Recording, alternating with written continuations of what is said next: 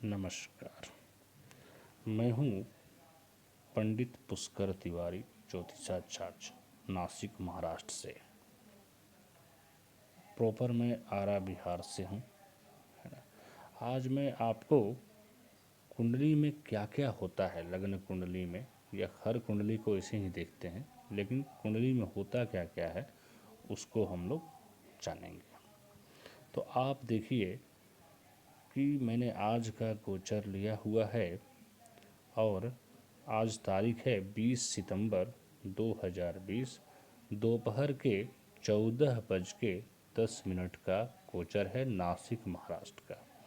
अब लग्न किसको बोलते हैं, तो आप ध्यान से देखिए कि जहाँ पर 9 अंक लिखा हुआ है उसको लग्न बोलते हैं। वहाँ पर 9 लिखा है तो वहाँ 8 भी हो सकता है, 1 भी हो सकता है, 1 से लेकर 12 तक कोई भी अंक हो सकता है, लेकिन अभी हमारा 9 लिखा हुआ तो उसको लग्न बोलेंगे। अच्छा, तो 9 का मतलब क्या हो गया, तो 1 से लेकर 12 तक की राशियाँ है।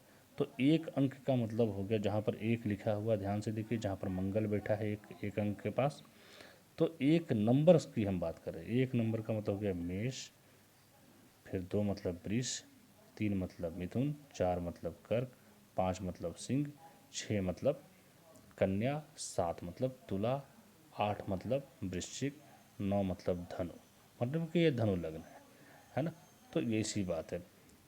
चंद्रमा जहाँ बैठा हुआ है, जैसे कि 7 नंबर पर बैठा है, तो इसे गिनेंगे मेष, वृष, मिथुन, कर्क, सिंह, कन्या, तुला, मतलब कि इसकी राशि हो गया धनु लग्न हो गया और राशि हो गया तुला। इतने तो हम समझ गए। अब हमको केंद्र किसको बोलते हैं और त्रिकोण किसको बोलते हैं वो भी जानना जरूरी है। तो ध्यान से देखिए, 9 है, फिर 12 अंक लिखा हुआ है, फिर 3 लिखा हुआ है, फिर 6 लिखा हुआ है, तो 9, 12, 3, 6, तो ये जो 4 घर दिख रहे हैं इसको बोलते हैं केंद्र। और जहाँ पर लिखा हुआ है 1 और 5 उसको बोलते हैं त्रिकोण। लेकिन जो 9 अंक जहाँ लिखा हुआ है जिसको लग्न बोलते हैं वो केंद्र और त्रिकोण दोनों है। इस बात को ध्यान में रखना है ना। अब देखिए, ये उसमें अंक क्या लिखा हुआ है उसको भूल के ये चारों जो घर दिख रहे हैं, 9, 12, 3, 6 वाला जो घर है इसको केंद्र बोलेंगे। और जहाँ पर 1 लिख के मंगल बैठा हुआ है, जहाँ पर 5 लिख के कुछ भी नहीं बैठा, उसको त्रिकोण बोलेंगे। अब इसकी कुंडली को हम ध्यान से देखेंगे तो देखिए यहाँ पर नीचे देखेंगे ग्रह स्थिति में कि लग्न जो है 19 डिग्री 24 अंश का है, पूर्वाखाड़ नक्षत्र का द्वितीय चरण का लग्न है ना। मतलब कि 30 डिग्री में है तो लग्न 19 डिग्री से ऊपर का है। 30 डिग्री का टोटल होता है, एक लग्न 30 डिग्री का होता है। कोई भी ग्रह एक राशि में 30 डिग्री तक ही रहते हैं। तो यहाँ पर नीचे आ गया सूर्य, है ना, फिर आया चंद्रमा। तो चंद्रमा देखेंगे तो हमको पता चलेगा कि किस नक्षत्र में जन्म है और उसकी राशि क्या है। तो नीचे देखिए चंद्रमा के बगल में तुला रखा हुआ है, मतलब कि तुला राशि है। चंद्रमा कितने अंश का है, तो 14 डिग्री से ऊपर का है, 14 डिग्री 38 मिनट और 33 बिकला है। और स्वाति नक्षत्र के तृतीय चरण में इस जातक का जन्म हुआ है। तो स्वाति नक्षत्र के जन्म हुआ है तृतीय चरण में, इस बात को हम समझ गए हैं। इसका मतलब इसका गंडमूल नक्षत्र में जन्म नहीं हुआ है। तो गंडमूल नक्षत्र होता क्या है वो जानना जरूरी होता है किसी की कुंडली बनाते समय ही। तो गंडमूल नक्षत्र होता है अश्वनी, रेवती, ज्येष्ठा, मूल, अश्लेषा और मघा। ये 6 प्रकार के नक्षत्रों के किसी भी चरण में बालक का जन्म हो तो वो गंडमूल नक्षत्र या 27 में पड़ता है। उसको दोष लगा हुआ रहता है। तो जब बालक का जन्म हो गया उसके 27 दिन के बाद फिर जब वही नक्षत्र आएगा तो उसमें उसकी शांति कराई जाती है। उसमें बहुत लोग बोलता है कि 27 कुआं का पानी लगेगा, 27 तरह का मिट्टी लगेगा, 27 तरह का लकड़ी लगेगा, 27 प्रकार का अनाज लगेगा। तो सही सत्य है। तो पहले ज़माने में कुआं रहते थे, तो आज के डेट में हम 27 नल का पानी भी ले सकते हैं, 27 एरिया का मिट्टी ले सकते हैं। क्योंकि अब जो आज के डेट में साधन है हमें उसी को अपनाना है। उस समय साधन था कुआं, तो कुएं को अपनाते थे। आज नल साधन है तो 27 नल का पानी ले लेंगे। तो ये पूजा शांति जरूर करवा लेना चाहिए, तो हर चीज़ में रुकावटें आती है। अब हम इसकी कुंडली की तरफ चलते हैं। अब देखिए इसमें त्रिक भाव को भी जानना जरूरी है। तो जहाँ पर 2 अंक लिखा है राहु बैठा हुआ है, तो इस घर को बात करेंगे, अंक को छोड़ के ये घर जो है। और जहाँ पर 4 लिखा है ये शुक्र बैठा है ये घर। और जहाँ पर 8 लिखा है और केतु बैठा है, तो ये 3 भाव जो है ना त्रिक का भाव है, त्रिक भाव है ना। और देखिए त्रिक भाव में शुभ ग्रहों का जाना अशुभ माना जाता है, और अशुभ ग्रहों का, पाप ग्रहों का जाना शुभ माना जाता है। अगर राहु केतु शनि अगर और सूर्य अगर इन घरों में रहते हैं तो खराब फल नहीं रहता है, अच्छा फल रहता है। खास करके जैसे सूर्य अगर अष्टम भाव में बैठा है यहाँ पर चौथा, तो यहाँ पर अच्छा फल देंगे। तो ये हम इसकी चर्चा इसलिए कर रहे हैं कि ये बहुत ज़रूरी है, क्योंकि अगर लग्नेश अगर त्रिक भाव में चला गया तो लग्न दोष हो जाता है, माने शरीर को कष्ट हो जाता है। तो देखिए ये होते हैं भाव। पहला भाव जहाँ 9 लिखा है, दूसरा भाव जो है जहाँ 10 लिखा है, तीसरा भाव 11। तो ये भाव है, जैसे 12, 1, 2, 3 ये भाव। तो इसको समझना बहुत ज़रूरी है कि कौन सा भाव क्या है।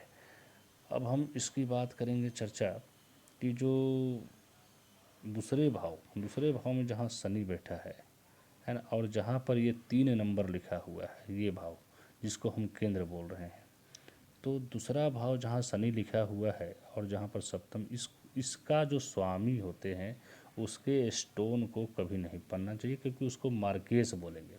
जैसे कि 10 लिखा हुआ है, मतलब कि 10 का स्वामी, 10 मतलब मकर हो गया। गिनिए मेष वृष से, तो 10वां नंबर पे मकर आ जाएगा। तो मकर वहाँ पर राशि बैठी हुई है, उसका स्वामी होता है शनि।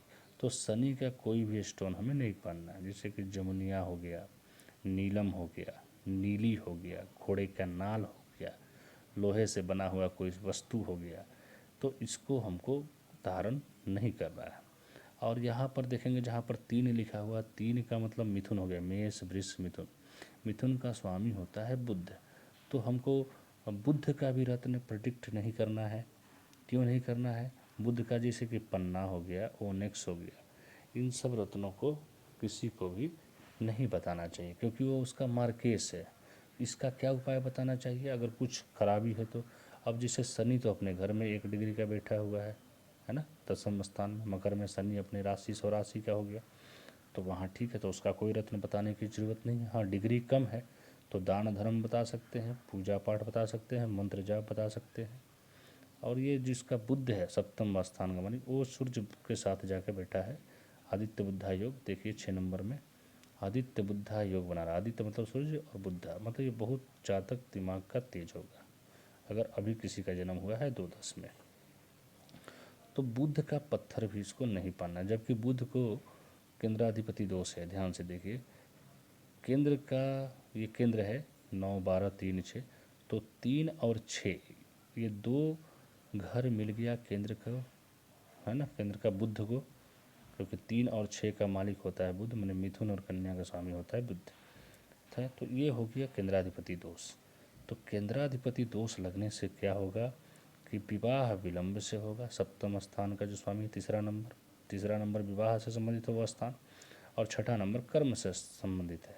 तो कर्म क्षेत्र में मतलब आमदनी की जो प्राप्ति होगी वो थोड़ा लेट से होगी, विलंब से होगा, ये बातें है ना।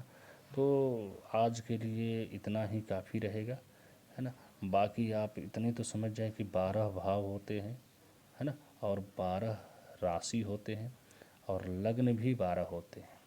तो 12 भाव जो होते हैं तो उसको जानना है। तन धन भ्रात सुख है। पहला ये है 9 नंबर वाला तन, दूसरा है धन, तीसरा है भ्रात, चौथा है सुख, पांचवा है पुत्र, जमीन जायदाद भी बोलते हैं पांचवा को, प्रेम प्रसंग भी बोलते हैं, छठा है ऋण रोग शत्रु, सातवां पत्नी भार्या जिसको बोलते हैं, आठवां जो है मृत्यु, नौवां भाग्य, 10वां कर्म, और कर्म और पिता भी बोलते हैं, और 11वां जो है लक्ष्मी स्थान, आमदनी अर्निंग, और 12वां व्यय। तो ये भाव होते हैं। और राशि मालूम है आपको, मेष वृष मिथुन कर्क सिंह कन्या तुला वृश्चिक धनु मकर कुंभ मीन। और ये जो राशि होती है ये लग्न भी होते हैं, है ना। तो इस बात को ध्यान में रखना है। और यहाँ पर देखना जरूरी है कि गंडमल नक्षत्र में जन्म तो नहीं हुआ है, इस बात का देखना है। और ये देखिए जहाँ पर कौन सा ग्रह अस्त है और कौन सा वक्री है, इसको भी जान जाइए। अस्त मतलब ये यहाँ नीचे देखिए लिखा हुआ ग्रह स्थिति के जस्ट ऊपर में अस्त का हैश बना हुआ है। तो इस जो लग्न कुंडली इसमें कोई भी ग्रह हैश वाला नहीं दिख रहा है, मतलब कि अस्त नहीं है, स्टार बना हुआ है। तो देखिए राहु केतु पे स्टार हमेशा बना रहता है, क्यों? क्योंकि हमेशा वक्री रहता है। वक्री का मतलब उल्टा घूमे, जैसे अभी 2 नंबर पे राहु है, ध्यान से देखिए। तो 1.5 साल राहु और केतु एक ग्रह पर रहते हैं, हमेशा ये एक एक्सिस पर रहते हैं, 180 डिग्री पे। एक राहु रहेगा तो उधर केतु रहेगा 7वां घर पे। तो ये राहु और केतु 180 डिग्री के अंतराल पर रहते हैं, छाया ग्रह भी बोलते हैं इसको। इनका कोई स्थान नहीं होता है, इनका किसी हाउस मतलब किसी के ये मालिक नहीं होते हैं किसी राशि के, है ना, स्वामित्व तो नहीं प्राप्त है। तो हम ये बोलेंगे कि राहु और केतु, है ना। अब जैसे ये कुंडली में राहु केतु उच्च के है, तो ये सब हम आगे चर्चा करेंगे। ये मेरा पहला वीडियो है, तो इसको ध्यान से देखिए, शायद आपको पसंद आए। धन्यवाद।